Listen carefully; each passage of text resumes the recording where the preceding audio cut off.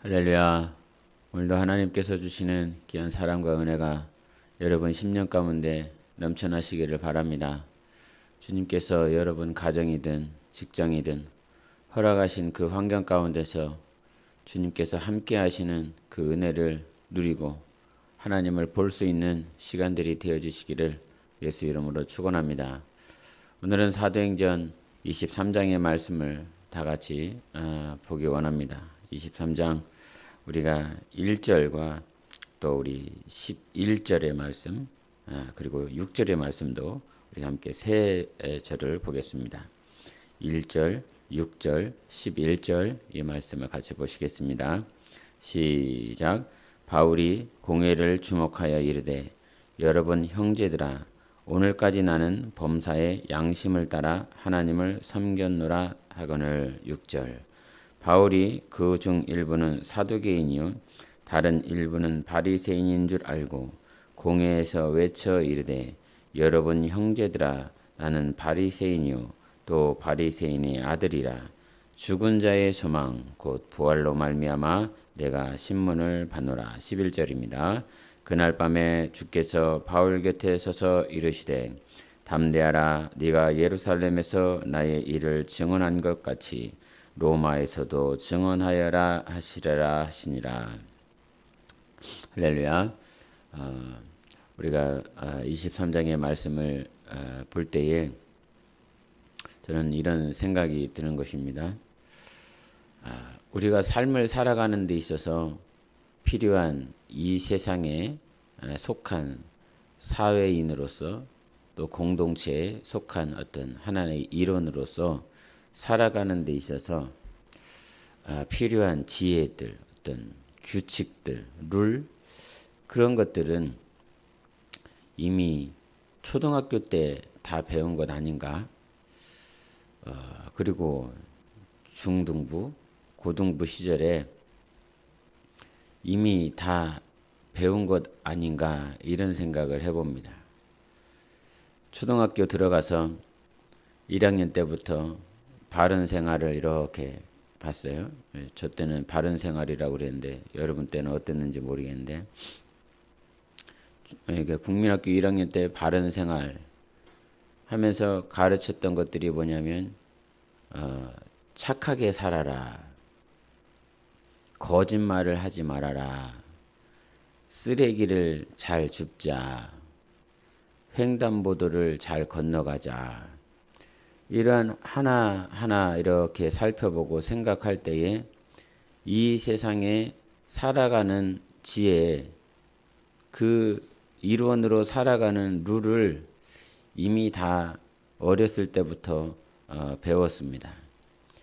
예를 들어 교통질서를 지키자. 뭐 이거 당연한 것이고 뭐 귀에 딱지가 박힐 정도로 들은 이야기지만 이와 같은 하나의 룰이 지금 한국뿐만 아니라 전 세계의 이 사람들을 보면 이 단 하나의 룰을 지키지 못해서 범칙금을 물기도 하고 때로는 새벽에 이 운전을 잘못해서 교통질서를 어김으로 인하여 사망자도 나오고 또 이렇게 다치는 사람들도 나오는 소식들 막 속보로 나올 때도 참 많이 있지 않습니까?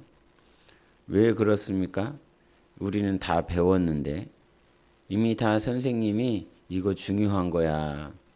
그러면서 시험 문제에서도 이 답을 이렇게 잘 체크하면서 맞으며 이렇게 했다는 말이죠. 시험까지 봐가면서 이것은 중요하기 때문에 계속 그렇게 살아왔는데 왜 우리는 여전히 그때 배웠었던 사회 문화, 그런 정치 경제와 관련된 그런 룰을 지키지 못하며 살아가고 있는 사람들이 있을까? 교도소에도 오늘도 이 사회의 일원으로 살아가지 못하고 이탈되어진 그들의 모양들이 많이 있다 이 말이지요.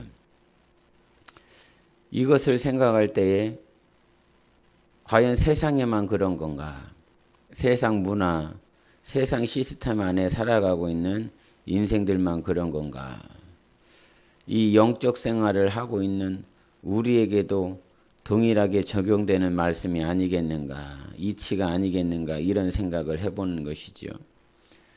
23장 1절에 뭐라고 그랬냐면, 바울이 공회를 주목하여 이르되 여러분 형제들아, 오늘까지 나는 범사에 양심을 따라 하나님을 섬겼노라 하거늘, 이 말씀을 하시거든요. 그런데 이 하나님을 섬겼다라고 하는 이 바울이 무엇을 따라 하나님을 섬겼노라고 그러냐면 양심을 따라라고 합니다. 근데 이 양심이라고 하는 이 양심은 그냥 인간이 영과 혼과 육 가운데 이 혼 안에 있는 어떤 자기의 생각이나 판단이나 자기의 주장, 이론들, 그렇게 양심을 따라 하나님을 섬겼노라라고 하는 의미가 아니라, 이 양심이라고 하는 것은 이 의미를 이렇게 잘 찾아보면 하나님과 함께, 주와 함께 된 마음을 말을 하는 거예요. 주님과 함께하고 또 주님이 바라보고 있는 마음, 주님이 바라보고 있는 마음들, 이걸 양심이라고 합니다. 양심이 어떤 자기만 가지고 있는 것, 자기 스스로의 것이 아니라 하나님과 with God, 이렇게 with His heart, 그러니까 주님의 그 마음과 함께 있는 마음, 주님이 바라보고 있는 것과 함께 하고 있는 그 나의 생각들을 양심이라 그런다 이 말이죠. 그래서 이 사도 바울의 신앙이라고 하는 것은 자기의 마음이 있고 자기의 생각이 있지만 반드시 누구와 주님과, 주님의 마음과 함께 있는 마음이어야 되고, 주님이 바라보고 있는 그것과 함께하는 그런 생각들을 따라서 하나님을 섬겼노라, 이렇게 말을 하는 것입니다. 그래서 우리가 신앙생활을 할 때도 늘 이렇게 유념해야 되는 것이, 지금 내가 가고 있는 것인가, 아니면 하나님과 함께 가고 있는 것인가. 출애굽을 통해서 하나님께서 뭐라고 말씀하십니까? 광야에 저들을 부른 것은 저들과 함께 하고자 함이라 하는 것이었고, 하나님 앞에 예배하며 또 하나님께서 저들의 주인 되어 주시고 불기둥과 구름기둥으로 인도하시는 것이 바로 임마누엘, 하나님의 모양 아닙니까? 그래서 구원을 허락하여 주셔서 홍해를 건너 침례를 즉 받고 광야라고 하는 교회를 통해서 가나안 땅에 들어가는 그 순간까지 이스라엘 백성들은 누구와 함께 하는 것이냐? 하나님과 함께하는 삶이어야 된다는 것이죠. 저들의 실패가 무엇이었습니까? 하나님이 함께 계심에도 불구하고 함께 계시는 하나님을 바라보지 못했기 때문에 그러십니다.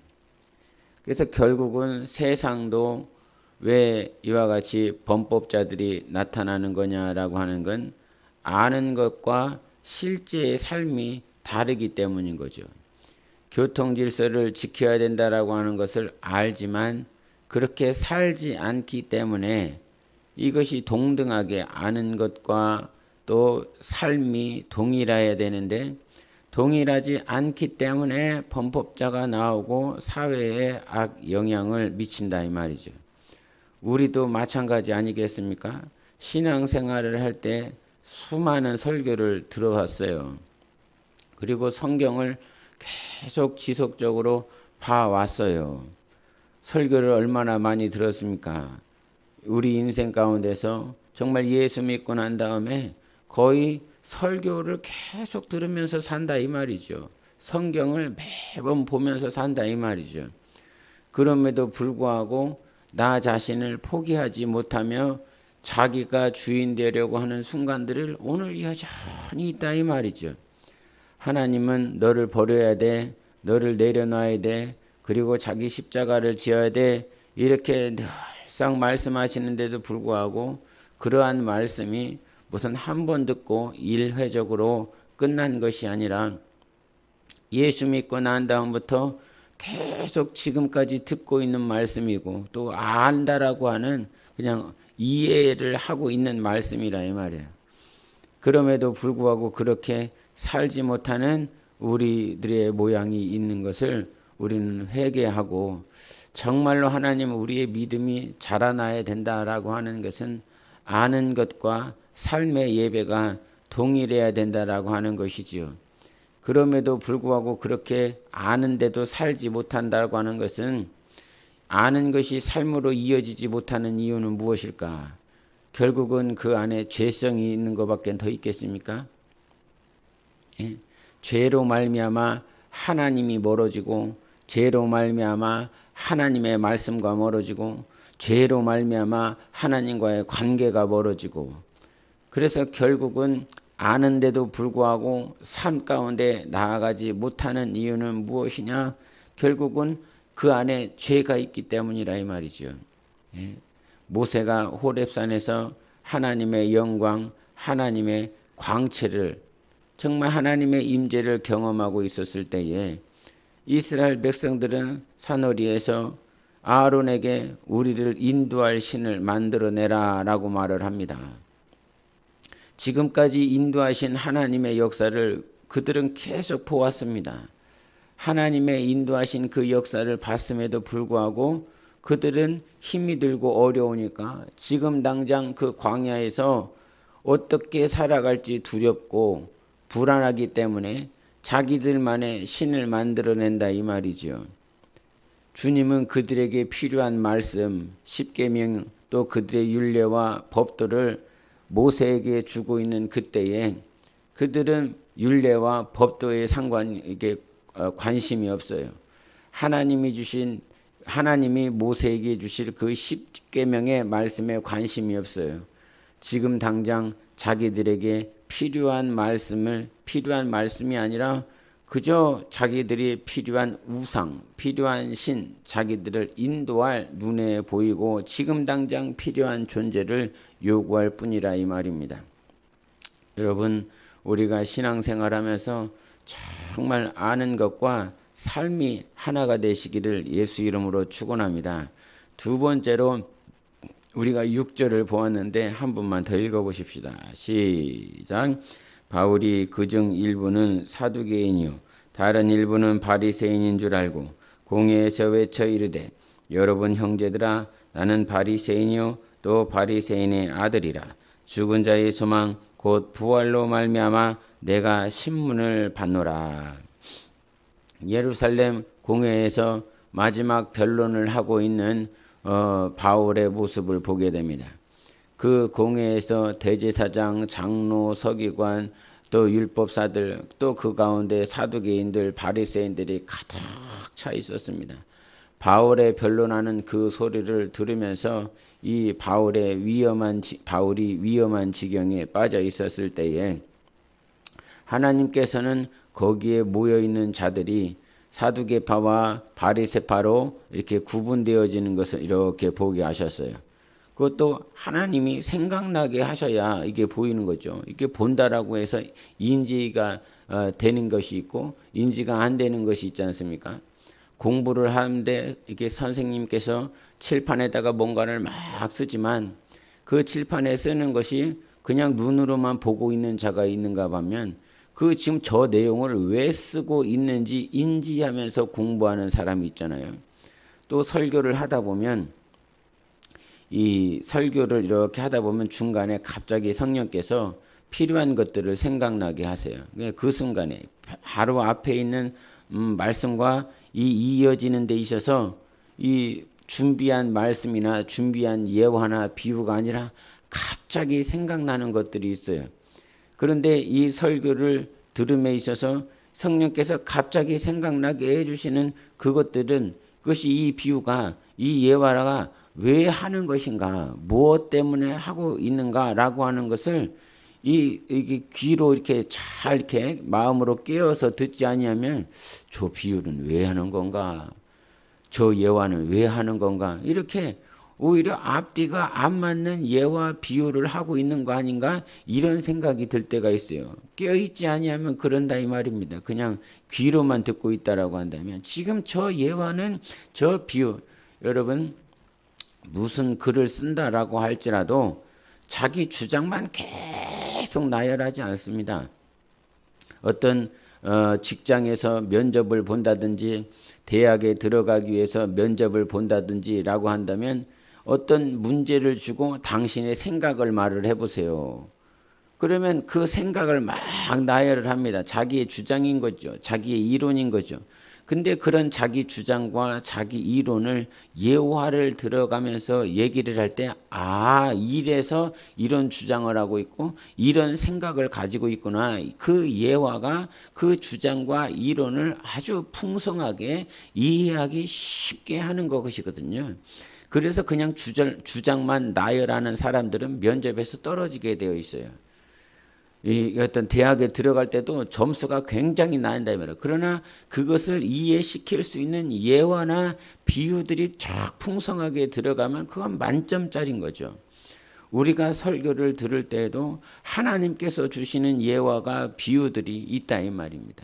예수님께서도 당신이 말씀을 전하실 때 이 하늘의 이야기, 하늘의 말씀, 하늘에 속한 것 다 못 알아듣지 않습니까? 실제적으로는 하늘에 속하여 하늘의 것을 말하지만 너희는 땅에 속하여 땅의 것들을 듣고 말한다라고 말씀하셨어요. 그래서 하늘과 땅의 이 간극이 얼마나 큰지 저 하나님께서 인간들에게 하시는 말씀은 어떤 이론이나 논리로 인하여 이성으로 깨달을 수 있는 것이 아니기 때문에 우리 주님께서 비유를 항상 들어서 이 비유를 하실 때 어디에 속한 것들을 비유를 하십니까? 예화를 들 때 이 땅의 것이에요. 물고기 얘기를 한다 이 말입니다. 누룩 얘기를 한다 이 말이에요. 나무 얘기를 한다 이 말이에요. 이 땅에서 우리가 보고 들었었던 것들을 주님이 계속 말씀하시기 때문에 100% 성령으로 이해는 못해도 이런 비유를 통해서 주님이 말씀하시니까 이런 차원에서 말씀을 하시는구나 라고 깨닫는다 이 말이에요. 그래서 이 하나님의 말씀이 막 이렇게 귀로만 듣는 것이 아니라 바리새인과 사두개인이 나누어져 있는 이 사실조차도 누가 보게 해주셔야 우리 주님이 인지할 수 있도록, 그러니까 하나님의 인도하심이 23장에서 바리새인과 사두개인이 나누어져 있구나 라고 하는 것을 그냥 이렇게 나누어졌대 이렇게 보면 그냥 넘어가는 것이지만 하나님께서 바울의 눈에 왜 그게 보이게 하셨을까요? 왜 사도 바울에게 그것이 보게 해주셔서 자기가 바리새파에 속해 있기 때문에 이 공의회가 하나가 되어서 바울을 공격하지 못하도록 하나님께서 지혜를 주신 것이지요. 그 상황을 파악하고 그에 합당한 어떤 변론을 할 수 있도록 하나님께서 지혜를 주시는 것이라 이 말입니다. 그래서 여러분 가정에서도 직장에서도 여러분의 삶 가운데에서도 그 상황을 파악하고 그 상황에 필요한 말과 언어와 예화와 비유가 생각날 수 있도록 항상 성령 하나님을 의지해야 된다 이 말이죠. 그래서 마지막 때에 이 종말에 이르렀을 때에도 주님이 뭐라고 말씀하십니까? 너희가 권세자들 앞에 설 것인데 절대로 두려워하거나 떨지 말아라. 그들 앞에서 말씀하게 하시는 이는 너희가 아니라 너희 안에 계시는 성령이시니라 말씀하여 주셨습니다.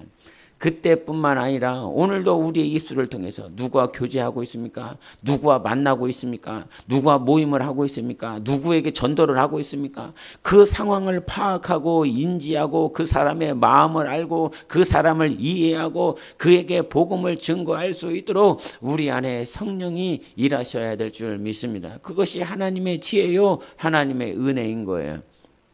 그런데 이 바리새인들과 사두개인들이 나눠졌을 때에 바울이 주장하는 것은 무엇이냐면 나는 바리새인이요 또 바리새인의 아들이라 죽은 자의 소망 곧 부활로 말미암아 내가 신문을 받노라. 맨 처음에 평신도 이렇게 이게 예수를 믿은 지 얼마 안 되었는데 교회에서 이 성경 퀴즈 대회를 했어요. 성경 퀴즈 대회를 했었는데 그때 문제가 제가 이게 확실히 기억하는 거 뭐냐면 사두개인의 특징과 바리새인의 특징이 무엇입니까? 이런 질문을 했어요. 이 바리새인과 사두개인이라고 하는 소리를 항상 듣고 있지만 이들의 특징이 무엇인지 이게 아는 분도 있고 모르는 분도 있겠지만 모르는 분들이 더 많이 있을 수 있거든요. 그런데 그때 저도 몰랐어요. 믿은 지 얼마 되지 않았으니까요. 근데 그때 답을 뭐라고 얘기를 했냐면 바리새인들은 부활이 있다라고 말을 하는 사람들이에요. 내세가 있다라고 하는, 부활이 있다라고 말하는 사람이고, 사두개인 사람들은 내세적인 것이 아니라 현세적인 사람들이다. 즉 부활이 없다, 우리는 그냥 죽으면 끝난다라고 하는 현세론에 빠져져 있는 그런 자들이라, 이렇게 답을 말을 해줬던 게. 그래서 바리새인들은 어떤 사람들, 부활이 있는다, 부활이 있다, 우리는 부활한다 라고 말을 하는 자들이요. 사두개인들은 어떠한 자들이요? 우리에겐 부활이 없다, 이렇게 믿는 자들이란 말이에요. 그들에게 가지고 있는 권력이나 또 부유함이나 이 땅에서 누리고 있는 그런 어떤 지위들 때문에 그들 마음 가운데서는 그냥 부활이 없었으면 좋겠어, 그냥 현세에서 계속 살았으면 좋겠다라고 하는 그런 육욕, 그런 정욕, 하나님의 말씀을 초월해버리는 그런 모양들이 있다 이 말이에요. 그러나 이사야서에서는 계속 60장 후반부로 뭐라고 말합니까? 정말 새하늘과 새 땅이 있다라고 하는 것을 우리에게 가르쳐주고 있어요. 주님께서 이 스가랴서 14장에는 주님이 다시 오실 것이다, 이렇게 말씀을 하고 있습니다. 우리 한번 고린도전서 15장을 보십시다. 고린도전서 15장. 우리 22절부터 23절까지 같이 보겠습니다. 22절, 23절 시작. 아담 안에서 모든 사람이 죽은 것 같이 그리스도 안에서 모든 사람이 삶을 얻으리라. 그러나 각각 자기대로 자기 차례대로 되리니 먼저는 첫 열매인 그리스도요, 다음에는 그가 강림하실 때 그리스도에게 속한 자요. 24절 첫 반부는 그 후에는 마지막이니 라고 말씀해 주셨어요. 아담 안에서 모든 사람이 죽었다며. 아담 안에서 모든 사람이 죽었어요. 그 모든 사람이 죽었다라고 하는 건 뭔 말입니까? 영혼이 죽었다는 거예요. 영적 존재가 죽었다는 거예요. 그런데 그리스도 안에서 모든 사람이 뭘 얻었다고요? 삶을 얻는 거예요. 할렐루야. 예수 안에서 생명을 얻는 것입니다. 예수 안에서만이 오직 생명을 얻을 수 있는 거예요. 이것이 하나님이 우리에게 말씀하시는 거예요.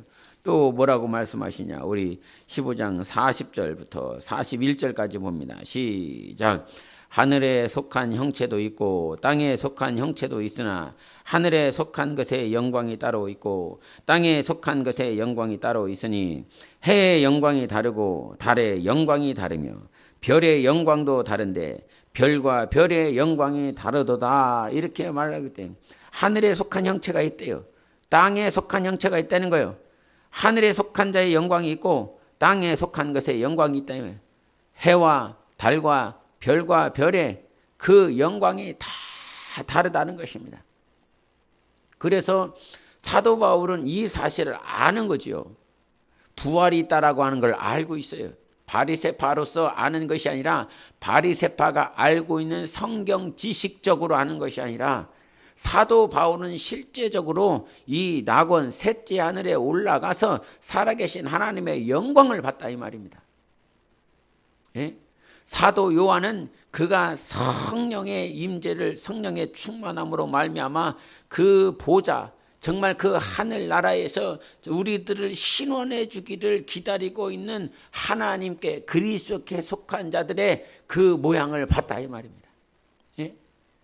데살로니가서를 통해서는 뭐라고 말씀해? 사도 바울이 분명하게 말을 하는 것이 무엇이냐?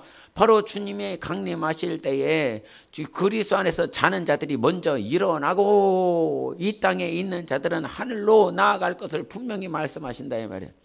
성경 어디를 봐도 계속 뭘 얘기를 하냐면 부활이 있음을 얘기하는 거예요. 부활이 있음을.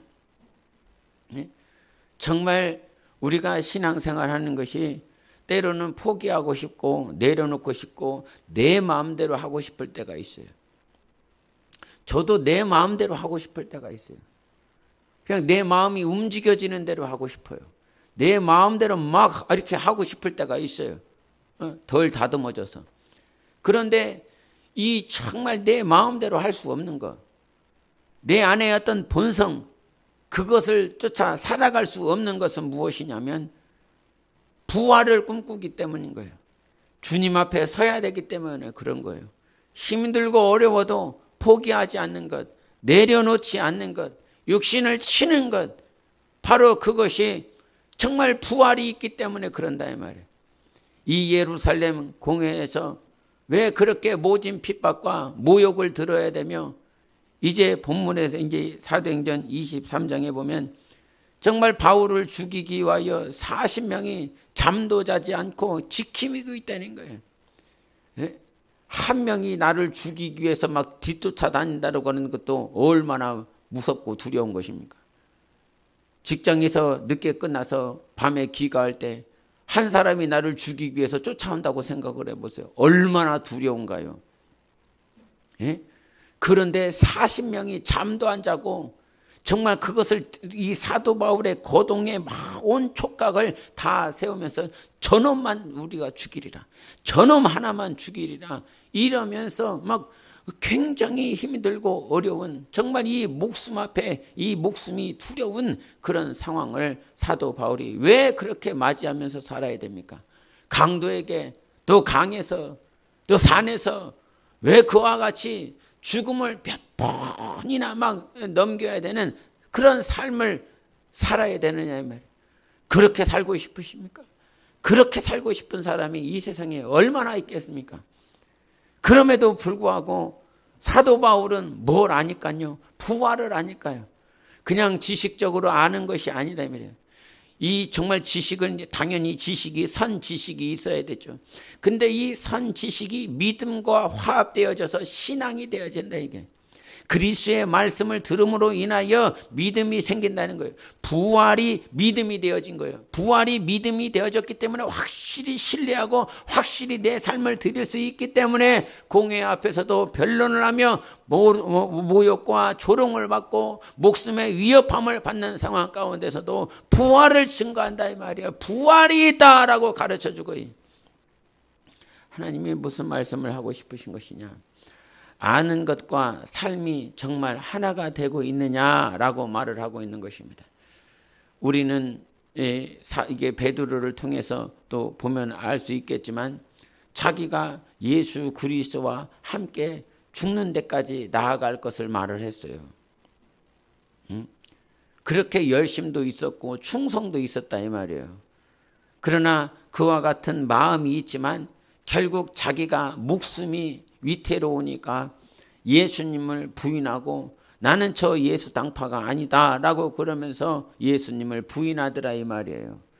정말 자기 안에 있는 이 마음과 삶의 어떤 거동들이, 삶의 행위들이 동일하지 않은 것을 우리는 성경을 통해서 계속 보게 됩니다. 이것이 광야에서 훈련받는 이유가 아니겠습니까? 진짜 아는 것과 신뢰하며 삶을 살아내는 것이 동일하기를 우리 주님께서 원하시는 것 아닙니까? 그럼에도 불구하고 그렇게 살지 못하는 우리, 주님이 11절에도 뭐라고 말씀하시냐면 예루살렘에서 네가 나를 증언한 것 같이 로마에서도 증언하리라 이 말을 한대. 어떤 복음을 증언하는 예루살렘에서 로마에서 복음을 증언하는 그것이 동일하게 진행될 것이다. 복음 증거에 초점도 맞춰져 있지만 동일하게 예루살렘에서 핍박받고 조롱받은 것처럼 로마에서도 너를 죽이고 위협하는 자들이 있을 것이다. 상황적인 문제들, 바울 앞에 놓여져 있는 그 문제들이 동일할 수 있음을 또한 말씀하고 있는 것입니다. 예루살렘에 가서도 로마에 가서도 복음을 증언하는 그 현장들마다 우리가 사도행전 계속 통해서 보는 것 아닙니까? 데살로니가에서, 에베소에서 정말 계속 어디를 가든지 핍박하고 박해하는 자들이 있었습니다. 그럼에도 불구하고 그 박해와 핍박을 이길 수 있는 것은 하나님이 살아계시기 때문에 바울이 그와 같이 사는 것이지요. 살아있지 아니하고 죽어있는 신 때문에 그렇게 사는 것이 아니라 이 말입니다. 다메섹 도성에서 만나신 예수 그리스도가 진짜요, 아나니아를 통해서 치유의 역사를 통하여 살아계신 하나님을 경험한 그 바울의 삶이, 바울의 그 고백이 진짜기 때문에 그렇게 살아갈 수밖에 없는 것이라 이 말입니다. 주님을 만나면 우리의 삶이 변화됩니다. 주님을 만나야 변화되는 것입니다. 우리가 주님을 아는 지식도 필요하지만 그 지식 위에 진짜 예수를 알아서 교회가 정말 변화되어지길 원하고 가정과 특별히 자기 자신이 말씀대로 살아낼 수 있도록 도와주세요. 아는 것과 삶이 동일할 수 있도록 하나님 도와주세요. 그래야 우리는 저 영생에 들어갈 줄 믿습니다. 가데스 바네아에서 하나님을 믿는 것 같지만 하나님을 신뢰하지 않는 그들의 모양을 봤습니다. 하나님을 믿고 따라오는 것 같았는데 결국은 그들의 말이 하나님을 향한 하나님 앞에서 우리는 메뚜기 떼와 같습니다 라고 하는 그 아는 것과 삶의 고백이 달랐습니다.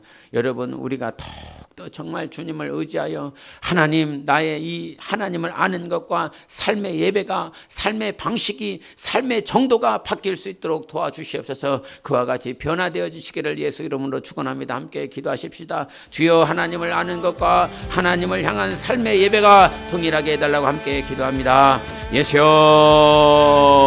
오늘도 살아계신 하나님 아버지 감사합니다. 주님을 안다라고 하지만 정말 아는 대로 살지 못하는 정말 불신의 모양들이 우리에게 있습니다. 주여, 우리 안에 있는 이 불신들을 다 제거하여 주셔서 하나님을 아는 것과 삶의 예배가 동일할 수 있도록 축복하여 주시옵소서. 부활이 있음을 가르쳐 주셨습니다. 주님이여, 부활이 있기 때문에 정말 모든 핍박과 조롱과 박해 가운데서도 부활을 증거하며 해의 영광과 달의 영광과 별과 별의 영광이 다르기에 정말 마음을 다하고 뜻을 다하여 전심을 다하고 수고하라 했던 사도 바울의 그 고백, 우리 주님께서 우리에게 가르쳐 주시는 하나님의 말씀을 잘 듣고 살아낼 수 있도록 축복하시고 역사하여 주시옵소서.